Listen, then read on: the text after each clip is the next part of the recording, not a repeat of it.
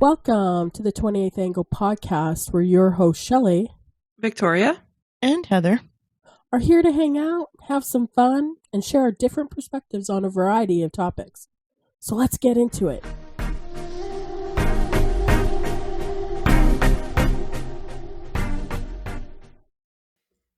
Hey, everybody. Welcome back.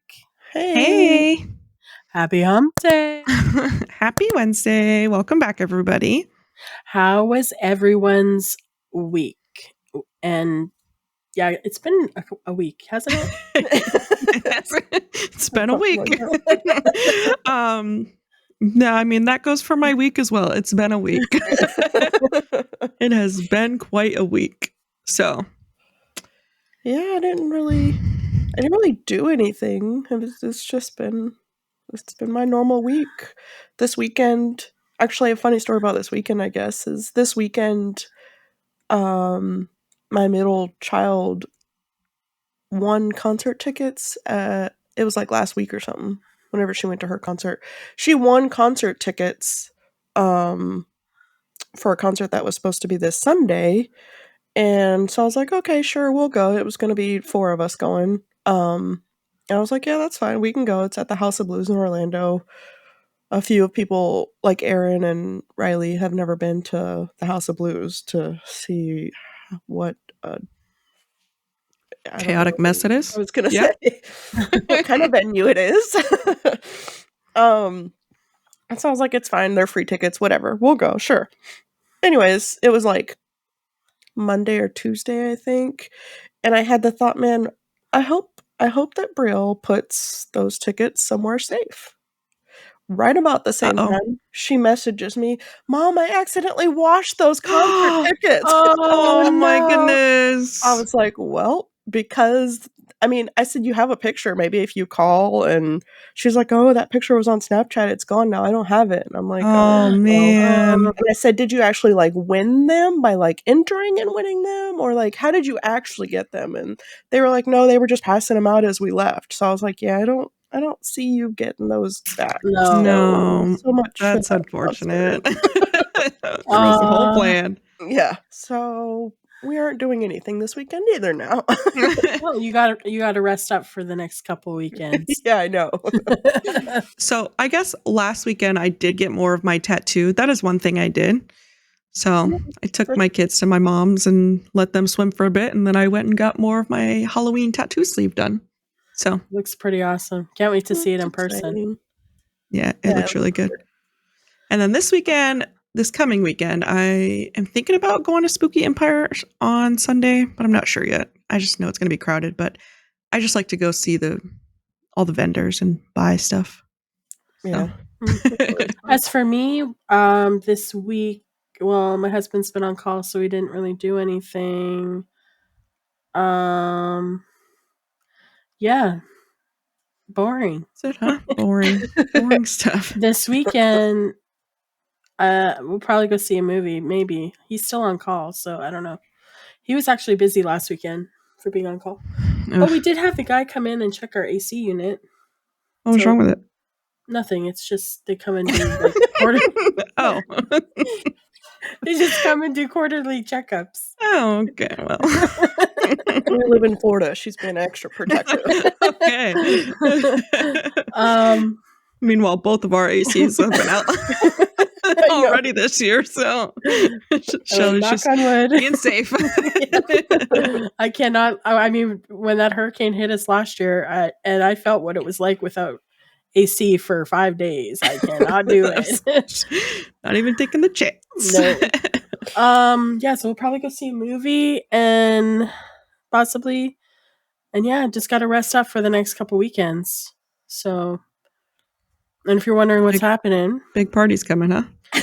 Yeah. So on the next, not this coming up Saturday, but the next. What's the date? The 28th or something like that of June. They're having a Canada Day celebration in Tampa that we're going to go to. So that should be fun. They're going to have Canadian food, drinks, games. I don't know. People got to dress up in red, white. So it'll be interesting. And then on the following weekend, we're all celebrating Summerween. We're going to have a Summerween party at Heather's house. So, yeah. Yep, Yeah, that'll be fun. Busy. I forgot about your Canada thing. Yeah. Yeah, because you won't come. Yeah, I'm not doing it. Sounds like a lot of driving and a lot of work for I'm just driving to Shelley's and Shelley's figuring out how to get me there. I love you, Shelley, and I'll support you, but that's a lot. 2 weekends in a row. Yes. Can't do it. Me already having car problems. Yeah. Sorry. So, all right. So today's episode is a little bit, not even a little bit, a lot of different than our normal. But it's something that we do think is important. So, today's episode is one of the most important conversations we've had.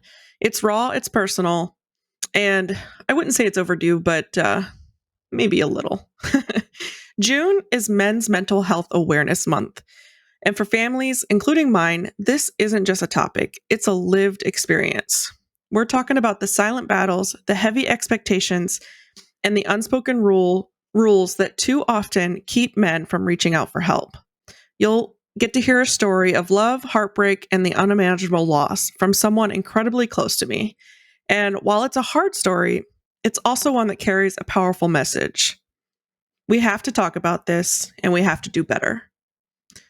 So, also just a quick statement before we get started. And as you know, Heather's going to be she'll get into that, but she's going to be telling our story today. So, but before we begin, a quick content warning. Today's episode discusses mental health, grief, and suicide. If these topics are sensitive to you, please take care while listening. You can choose to pause, skip ahead, or come back when you're in a better headspace. Your well-being comes first. And if you have to skip this week's altogether, that's completely understandable as well. So for us, it's just about bringing awareness. I know men's mental health is something that's really not talked about enough or at all. And then, we'll get into other subjects of it, but, men are not normally ones to reach out. So. Right. And on that note, I have a couple of statistics that I have found. So 1 in 8 men will experience depression at some point in their life. 1 in 5 men will experience an anxiety disorder. I think we all know this. Men are less likely than women to seek mental health support due to stigma, social pressure, or lack of awareness. I didn't actually know this one. Over 75% of suicide victims are male. Yep. And suicide is a leading cause of death among men under 50. LGBTQ plus men, veterans, and men of color face even higher rates of mental health challenges due to discrimination, trauma, or cultural expectations. If you or anyone is struggling or needs someone to talk to, help is available. Call, text, or chat 988. And Heather? Yep. Always remember you guys are loved, And I think this story is a good one to realize all the backgrounds of it. So honestly, I didn't come into today with a plan of exactly what I was going to talk about or exactly what I was going to say. It is obviously a story that I have lived through, and it's one of those things where you see it in movies and you just never realize you're going to be the person that lives through that one day. So I am going to be discussing my late husband, Greg. We met and got married in 2013, and we met where we worked, which was a hospital.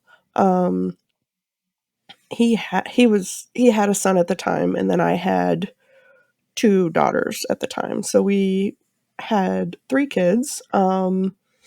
We did move fairly quick, but it was about, I don't remember how long I was with Greg before Eliana came. Well, she was born in 2016, so it would have been 3 years. Okay, so 3 years later, it took us a little while to get pregnant, and that's because of his health. He had a lot of health problems himself. He had ulcerative colitis, which caused him to lose his colon, and he had an autoimmune disease, which I don't want to say the wrong thing because it's been a while since I've had to talk about it. So, but he had to take medicine every day that kept him alive. It kept him from his body, like literally killing him. And his autoimmune disease was like really rare, right? It wasn't yeah, a it super was a common one. really rare autoimmune disease that mostly affected women. So it was even more rare for men to have. Which was why it was harder for him to get a diagnosis, right? Is that Yeah. When he I was remember that? 16, he stayed in the hospital in Gainesville for almost a year because they just assumed he was going to die. They Oh just wow. assumed that they wouldn't be able to figure it out, and whatever That's was heartbreaking. happening, they couldn't figure it out. Yeah. So, Wow. eventually, like, obviously they found medicine and they figured out what it was and they diagnosed him, and everything started turning around. But I mean, it all relied on him taking those medicines. But that it still, even with those medicines, his body, like, I guess, was attacking the insides, I guess, per se. Like, his liver was like of somebody that would be an alcoholic, and he Oh, had never wow. drank a day in his life. But that was part of the medicine and the disease Yeah. and everything that came with Dang. it. So I feel like that just sets like the tone for the type of person he was. I mean, he was nowhere near like mentally like had any mental illness. I don't want to say he didn't have any mental illnesses, but I feel So like I will say, meeting him and not knowing that stuff, he's not one that you would meet and be like, oh yeah, he could tell he's had it rough. You know what I yeah, mean? Like he's been he through was something. Yeah. never that kind of person. You know, he was happy, he was joking, you know what I mean? He was just Yeah, he was a CNA when I yeah. met him, so I mean, he loved to be around people. He became a CNA because of his health problems, and he felt like he wanted to give back to like the health community because of what he had been through. Anyways, and then when we were together, he really was a car person. He wanted to be around cars and work with cars and do all of that stuff, but he had been told because of his health problems that he wouldn't be able to do any of that stuff. So I had finally convinced him to do all that stuff. And so he did eventually become a mechanic, which I think he absolutely loved doing anyways. Um, but back Definitely. to Eliana. When we were together 3 years, we had finally gotten pregnant, and I had given birth to my youngest. Um, so he has a boy and a girl. Um, and he had always wanted a little girl, like his whole life. Like that's what he wanted, was a little girl to love and whatever.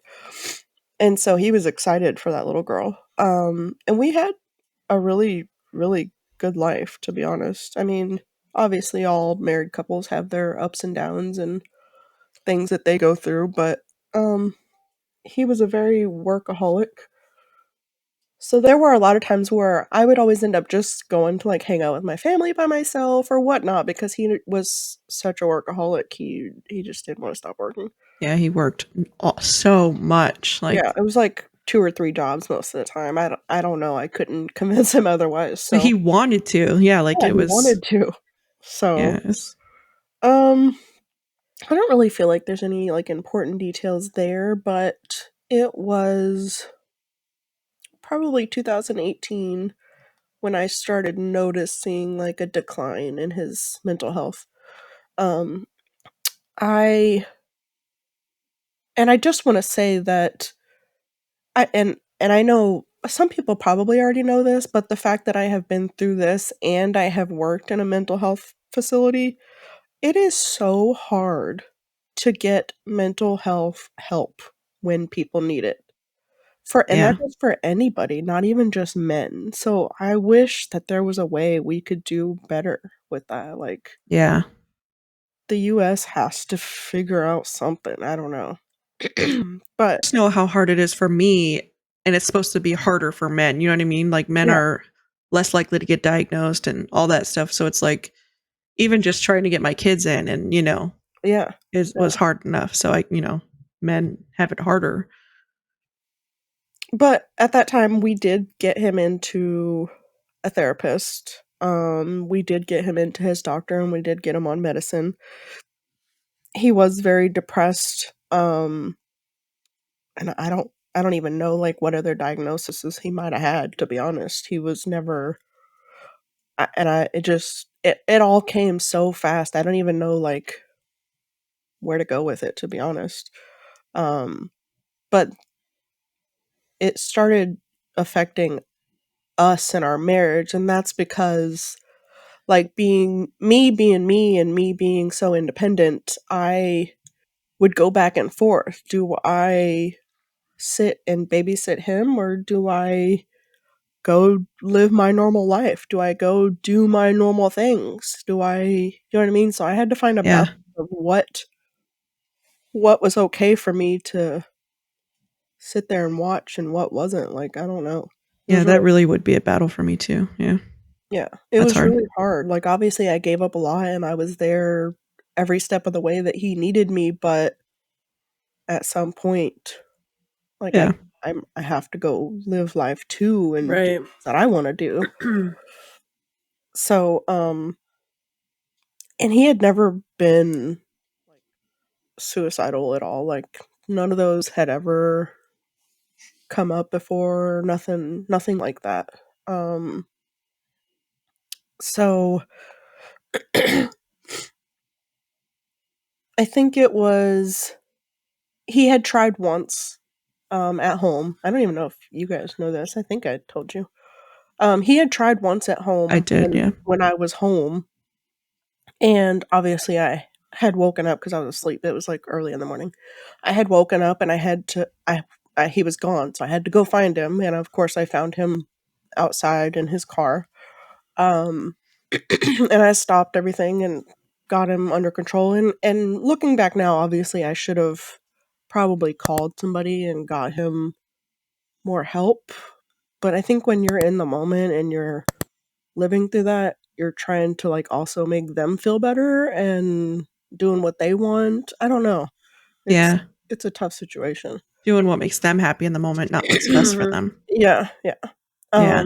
And then I had all my kids there too. Like I didn't want them And to. you had my kid too. Yeah, I had your kid, uh, all of my kids. I don't. It was there was a lot of kids there, so I was like, oh my gosh. So it was Yeah, a you lot. didn't have much time in the moment to really process that.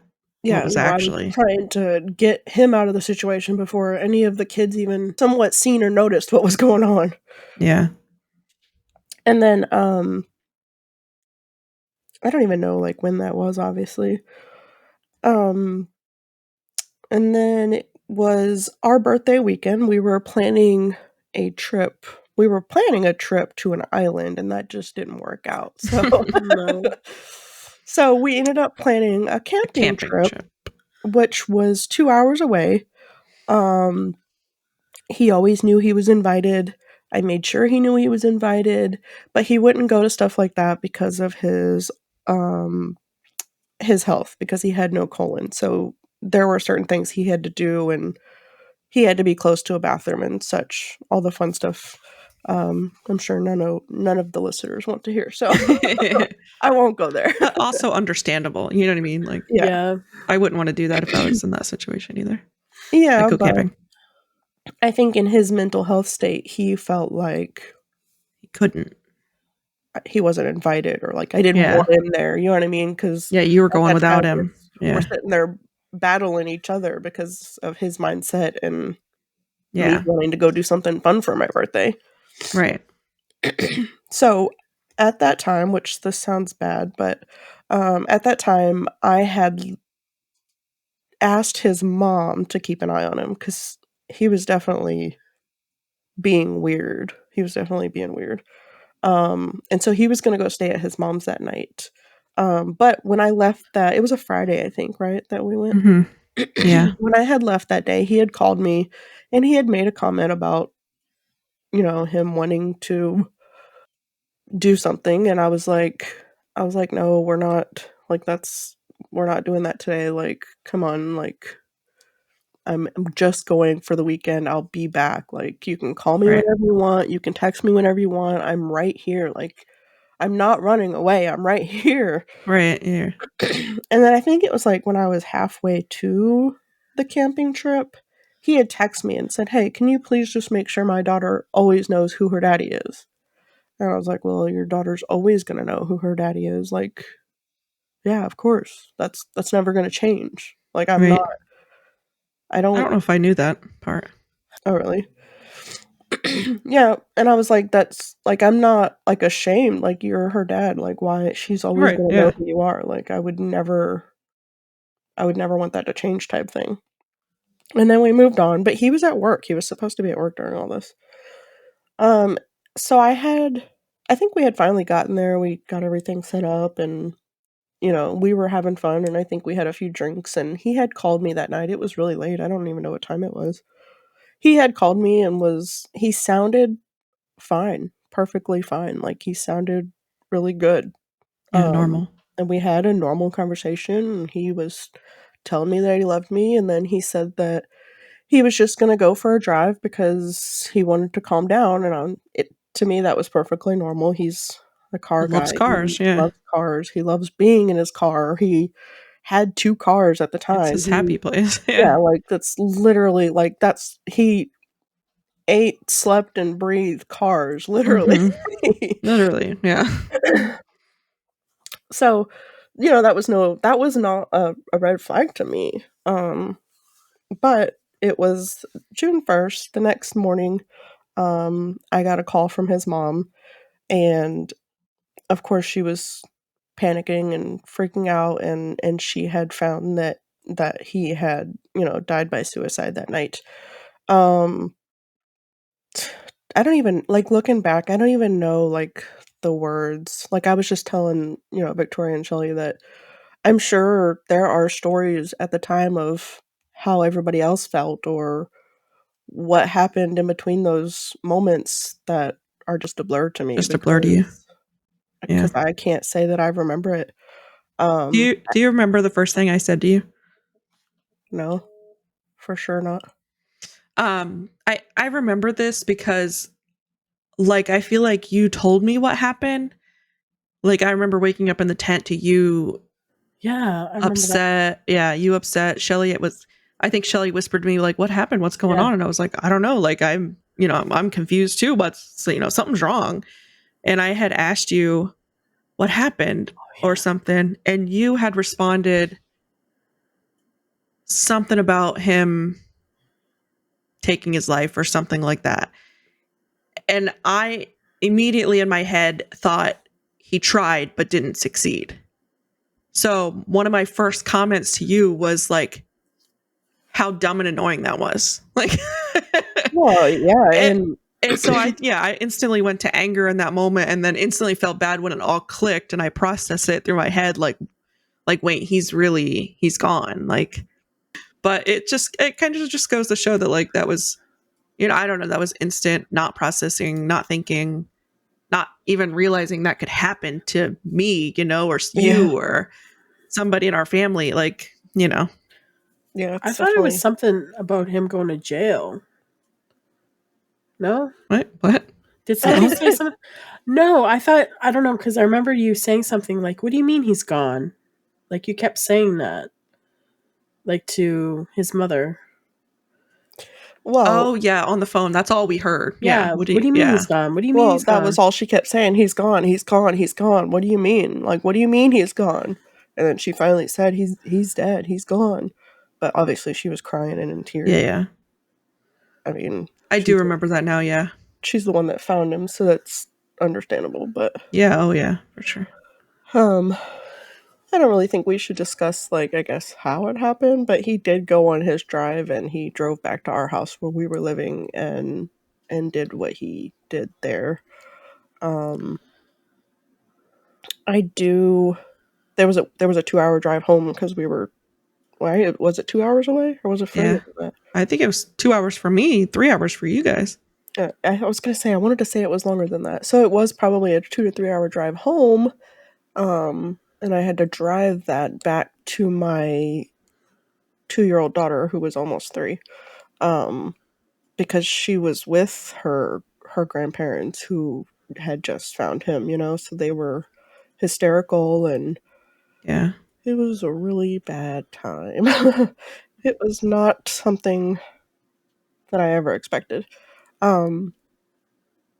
So I think looking back, just it's really like I don't think there's ever going to be a right answer for like anything, but I personally feel like I did everything that I could. I mean, we went and got him help. We got him medicine. We did what I could do. It was him that needed to step up and save himself. And like Yeah. you said, being angry is part of that. I mean, there are times early on that I would be mad, like why did you leave us? Like you had everything Yeah. you wanted in life, and you just left us. You left me as a single mom with 3 kids is what you did.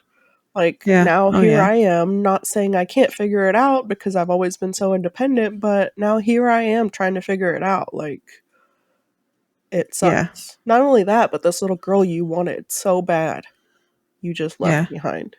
Now she has to grow up without that. Yeah. Yeah. So, I remember you not eating for days and days.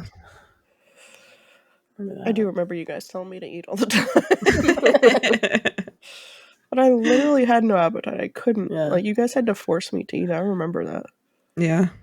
And I remember there was a lot of times where like you really couldn't even like take care of Eliana like day to day. You know what I mean? Like, Yeah.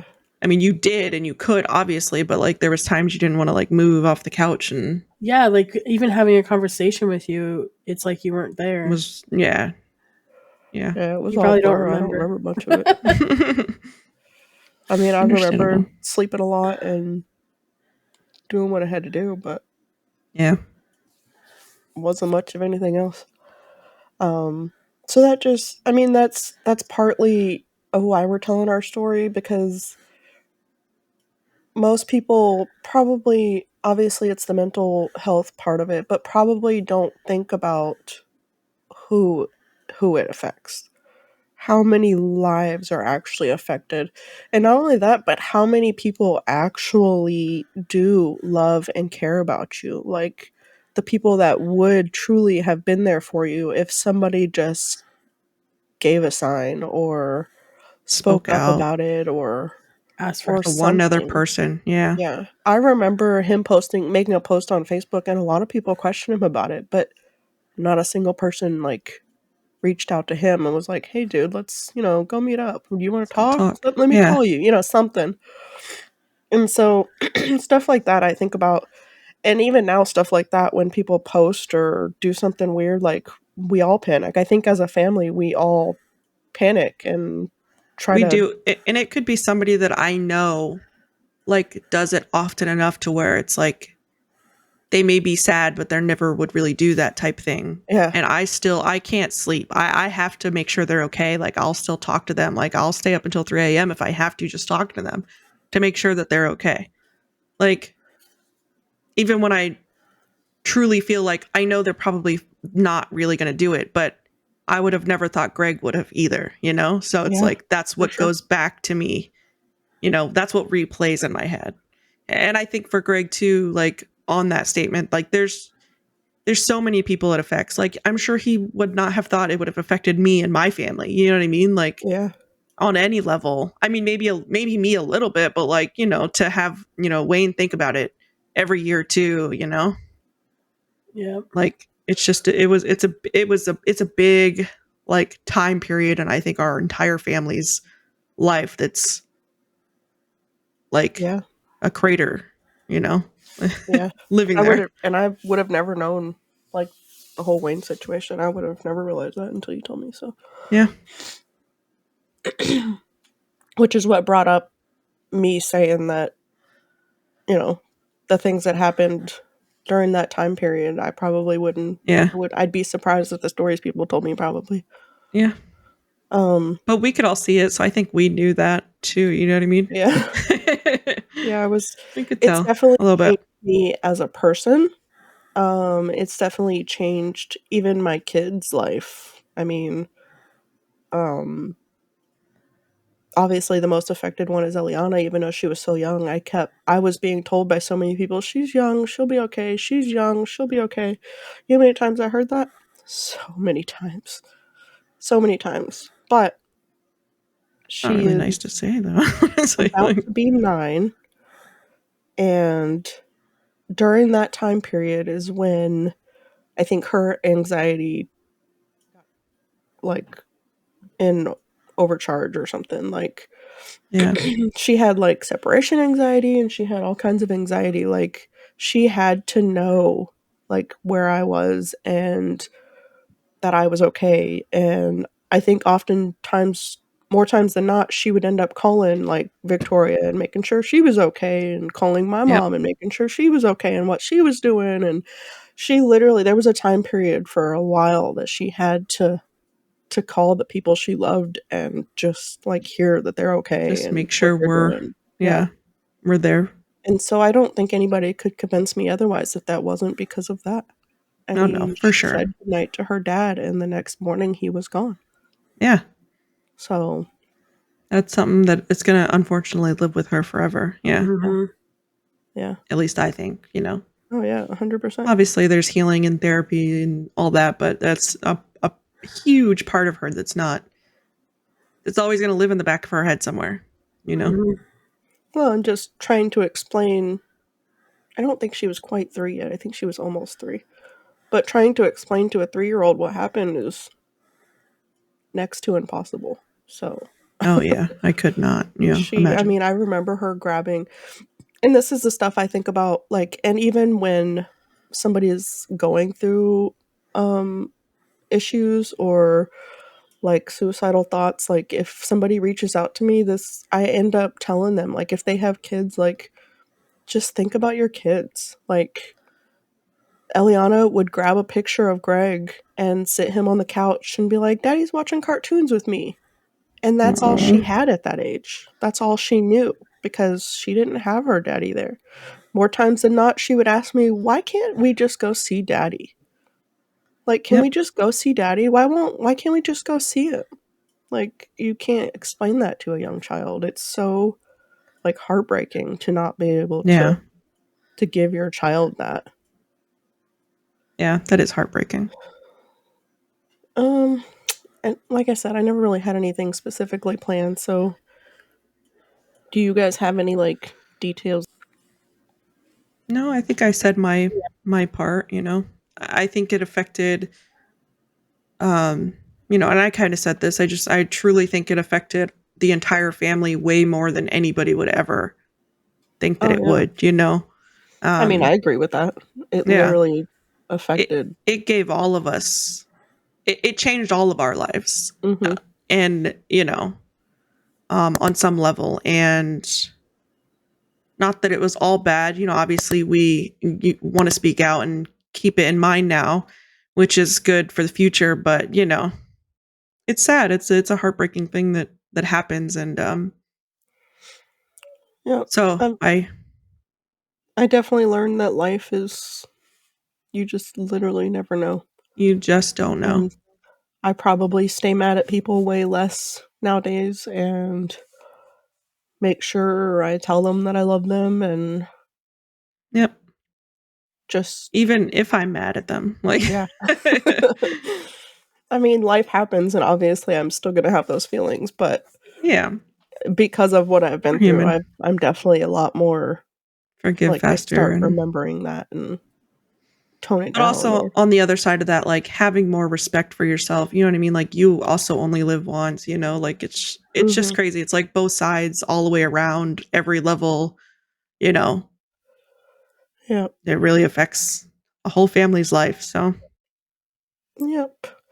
So, I think I wanna go into and just because I feel like, to be honest, most people don't think about, like, the terms or, like, the way you should say things when somebody does, like has death by suicide or whatnot. I think in the world with that, like where you haven't lived through that or you haven't been through that or done any kind of research with it, most people will say, committed suicide. Well, even when I went through it, I didn't realize that was a term that people don't use anymore. People don't like anymore. That is not the proper way to say it. And that is one thing I did not know for quite a while until after it happened, so. Well, I think it was even after it happened for me to learn because I Yeah. joined a widows group where they lost their spouses to by from suicide. Yeah. That I was reading their stories and seeing how they were wording it and realizing, that's Oh, yeah. That is more appropriate. Yeah, that is. yeah. And so, commit implies suicide is a crime, which reinforces the stigma that it's a selfish act and personal choice. And although, I do feel like everybody's allowed to have those emotions, and I do feel like, in my opinion, part of it is a selfish act, I always circle back to remember it's also a disease. It's also something that they couldn't control. It was something that they needed help for and just didn't get it. Yeah. Unfortunately. So, a lot of the times the best way to put that is died by suicide, death by suicide, or lost life to suicide, rather than saying committed suicide. I've even heard a lot of people say completed suicide or something like that. Oh, I don't like So, that one. yeah, I don't like that one either, but Yeah, that is Like something they that some completed a people quest or use. something. Like, no. And I don't know if it's correct or anything. I think deaths by suicide is the proper term. Yeah. Did you have anything else? No, that was it. I think for me, it is always something I remember too. Like I go back to, like I've been depressed and, have had thoughts too.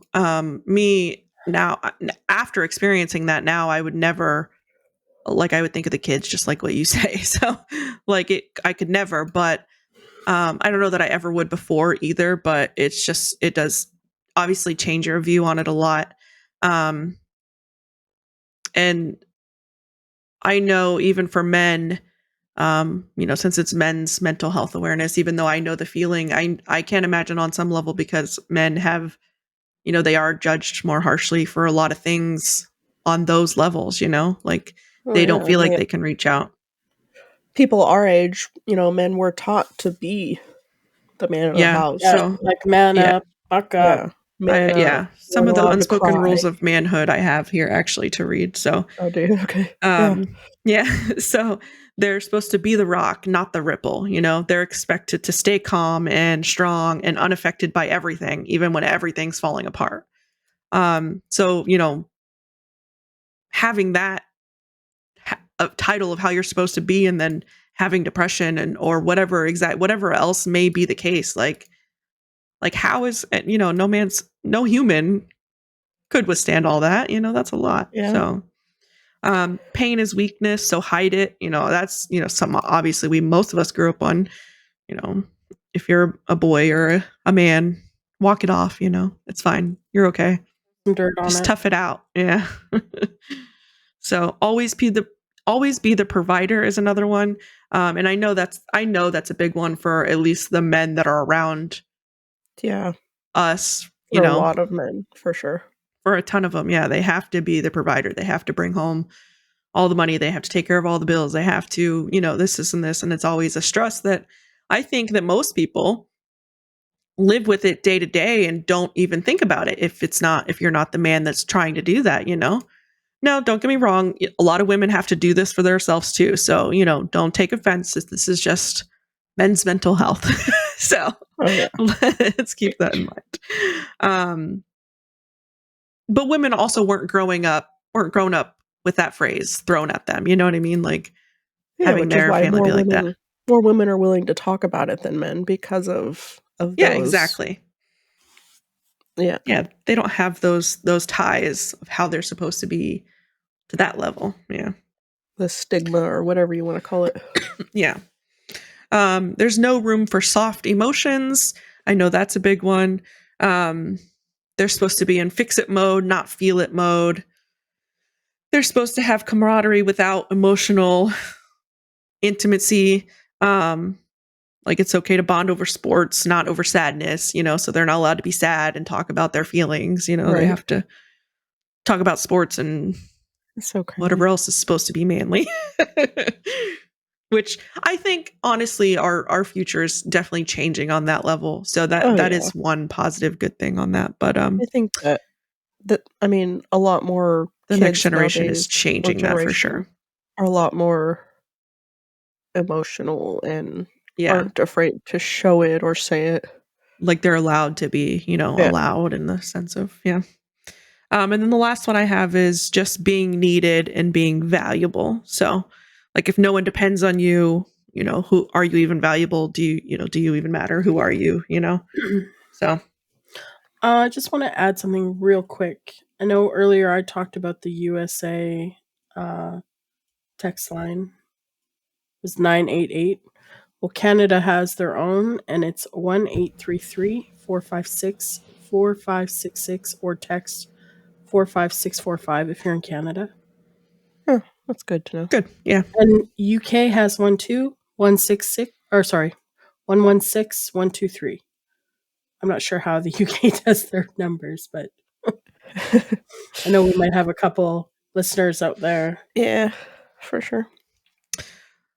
So I think that about rounds it out for this episode, right? Is any last comments, concerns? I think just my closing comment would be just to remember that you never know what that person in front of you or beside you or behind you is going through. We're all human and we all have our moments, so obviously you're allowed to be mad or frustrated, but just remember you never know what is going on with the people around, like, the strangers in around you, or maybe even the person in your household. You just sometimes you never know. So just awareness that I'm happy that the world does have an awareness. I mean, it's the US, really. The US has the awareness, and I think most people nowadays, like Victoria said, our kids are being raised a little bit different than how they were back then. So I guess we can only hope that things improve. And one of my just last statements is just, to remember how loved you are, even when your mind and everything in you is telling you otherwise. Think about how much can change in 6 months and a year, and keep in mind that, your life could be way better than you think's even imaginable in just a year later. So, stick with us. Remember how loved you are, even when you don't remember. Remember. Yep. Your story's not over. The sun always comes up the next day. You're meant to be here. So, and on that, is that the end, Shelley? Live long and prosper. Of course. Okay. All right. We will see you guys next week. Sorry for being a little bit more down this week, but it's also a very important topic and conversation and awareness that needs to be out there. So, yep. So thanks for listening. Thank you. Bye. Bye. Bye.